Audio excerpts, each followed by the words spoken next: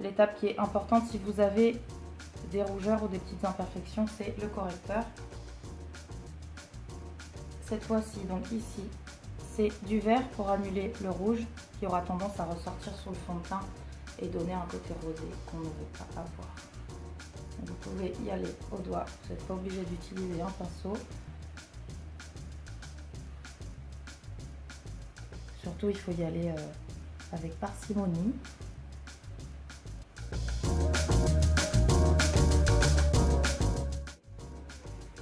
Donc maintenant, étape fond de teint.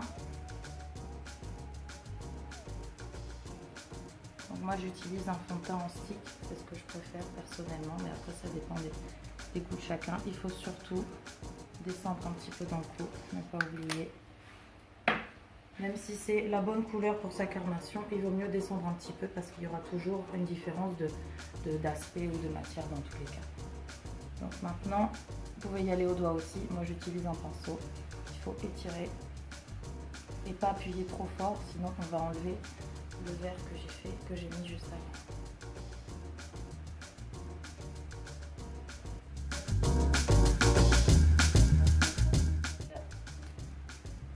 Pour celles qui ont de très beaux sourcils bien dessinés, tant mieux. Vous avez juste à les faire remonter un petit peu.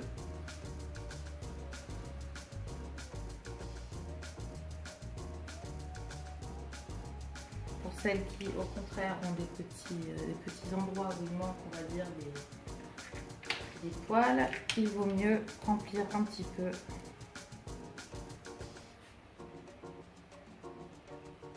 Avec un fard poudre. Après, les fards crème c'est bien aussi, mais les traits sont plus francs, donc ça peut faire moins naturel si vous ne savez pas vraiment l'utiliser. Donc il faut y aller vraiment très légèrement.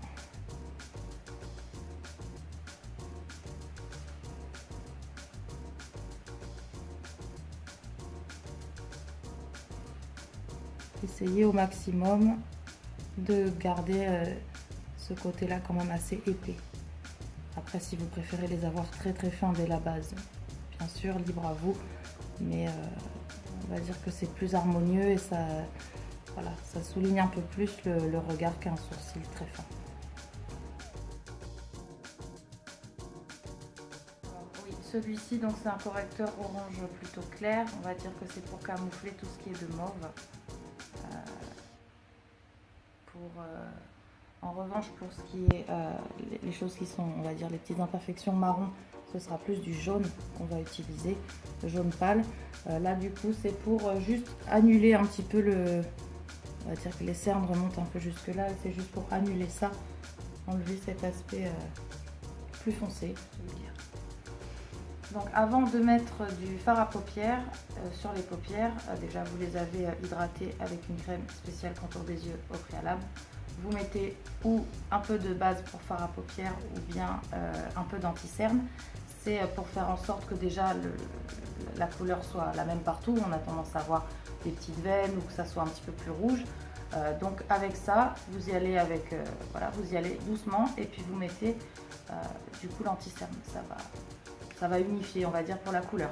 Par-dessus, on met de la poudre, de préférence claire ou du moins pas plus foncée que vos paupières à la base. C'est pour fixer cet anti-cerne, pour éviter qu'on ait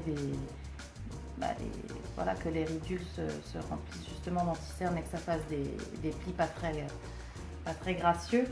Et du coup, ensuite, on met un peu de fard à paupières.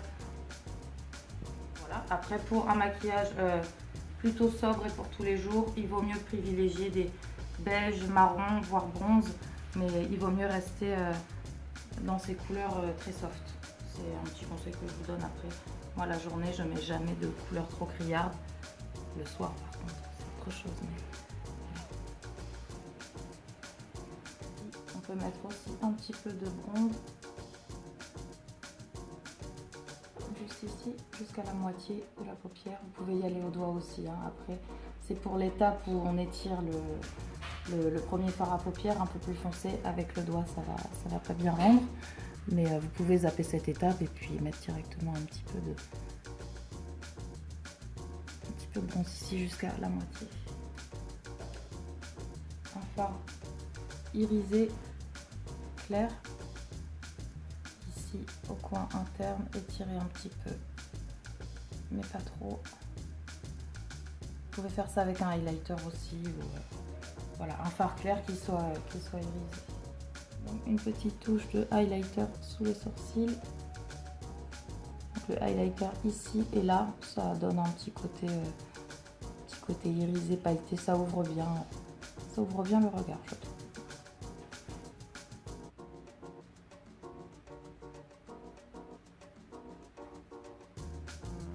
Donc au niveau des cernes, un tout petit peu de correcteur si vous en avez. Après vous pouvez passer directement à l'étape anti-cerne.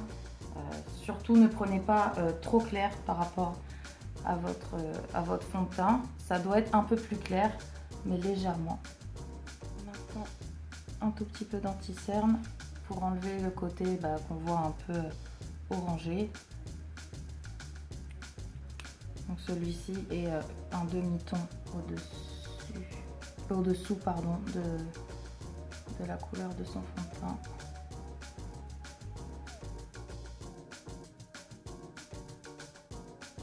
Quand on a le visage rond ou de bonnes joues tout simplement et qu'on veut donner ce côté un petit peu plus structuré, c'est simple, on prend un petit peu de poudre légèrement plus foncée et on va passer ici très légèrement.